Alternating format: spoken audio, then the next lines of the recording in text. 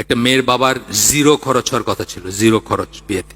কত কঠিন করে ফেলছি আমরা, জমি জমা বেচা মানুষের খাওয়ায়া, তারপরেও খোটা, তারপরে যতদিন মানে চলতে থাকে এটা। আমাদের সিলেটে তো ইফতারির জন্য জমি বেচে গরিব বাবারা, ইফতারি পাঠানোর জন্য। বৎসরে বৎসরে রোজার সময় শ্বশুর বাড়িতে ইফতারি পাঠাইতে হবে, নাইলে মেয়ের ইজ্জত থাকবে না, মেয়েরে খোটা দিবে।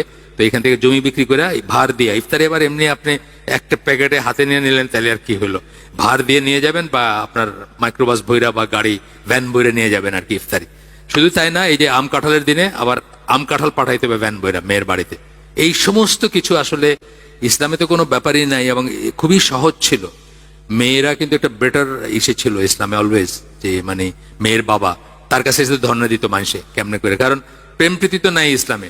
এখন কোনো মেয়েরে আপনি ধরেন কোথাও শুনছেন যে এখানে খুব ভালো একটা মেয়ে আছে বা অমুক মেয়েটা খুব ভালো, আপনার মা বলছে, বোন বলছে, আপনার ফার্স্ট করণীয় কি? ওর বাপের কাছে গিয়ে ধর্ণা দেওয়া, কারণ ওয়ালি ছাড়া বিয়ে হবে না ইসলামে। তো ইসলামের বিয়ের সিস্টেম ছিল আলাদা, এখন তো চেঞ্জ হয়ে গেছে আর